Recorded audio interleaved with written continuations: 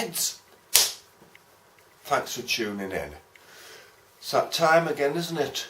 Film review time. Yep. This time I'm going to review a western. I know there's a lot of people who don't like westerns. My ex-wife hated them. Well, she was psychotic, her. Right, this one was made in 1966. Running time is 155 minutes. Directed by Sergio Leone. Memorable music by Ennio Morricone. Got a few of his albums.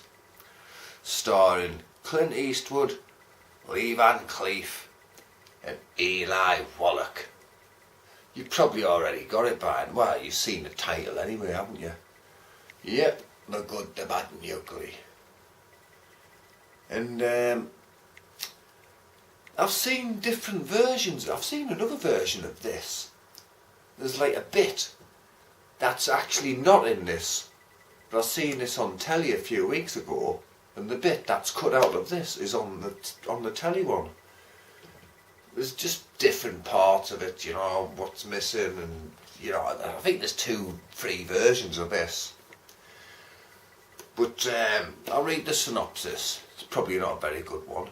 During the Civil War, the man with no name and 2 sadistic gunmen search for Confederate money hidden in a coffin. Each only knows the partial whereabouts of the macabre treasure chest, and they attempt to double-cross each other for sole ownership in a climactic dance of death ritual. Stupid bloody synopsis, that, man. Bloody horror. I mean, basically, right, Clint Eastwood, he's like just a drifter, I think. He's, you know, yeah, he doesn't have a name. He's just called Blondie in this. He's not even blonde.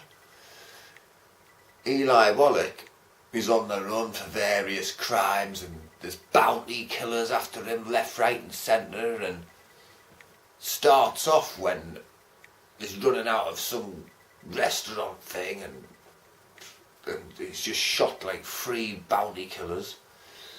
And anyway, Clint Eastwood takes him under his wing, and every time he's due to get hanged, he shoots the rope and shares the reward money with him.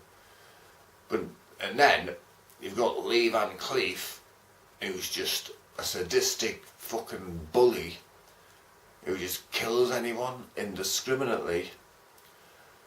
And they're all trying to find the whereabouts of this $200,000, which is like Confederate money.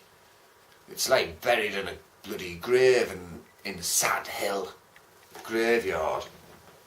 And anyway, to cut a long story short, they end up there, the 3 of them, at the end, and some good lines in it, memorable ones for me. If you shoot me, you won't see a cent of that money. Why? I'll tell you why. 'Cause there's nothing in there. $200,000 is a lot of money. We're gonna have to earn it. How? I'll write down the name on the bottom of this stone. Yeah, thing is, right, 200 grand.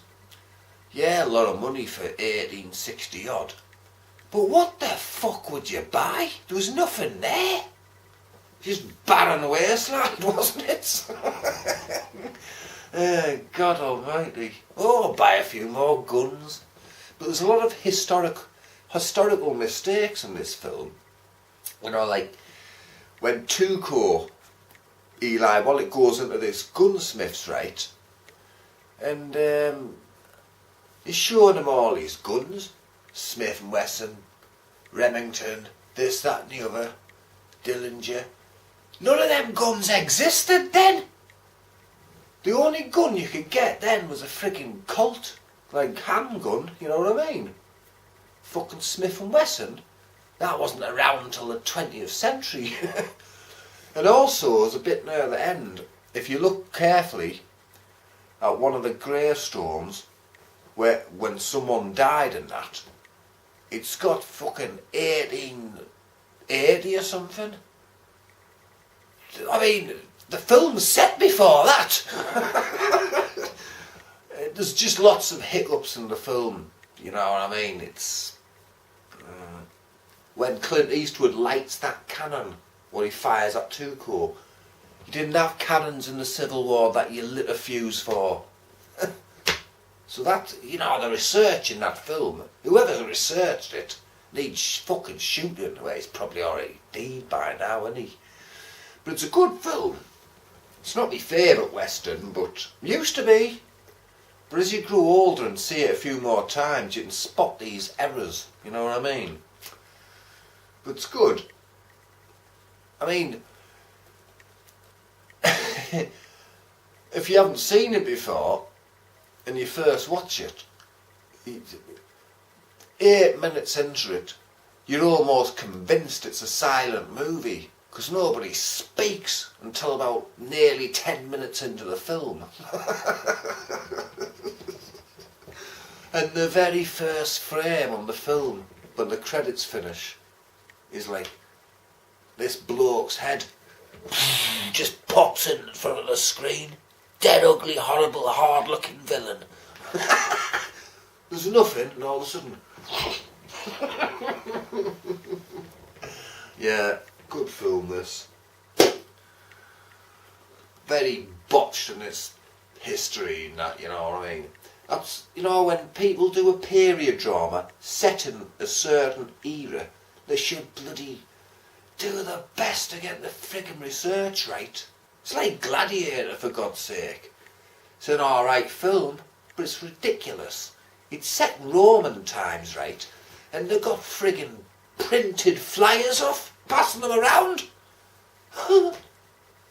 Jesus, what? People wearing jeans and that, for God's sake.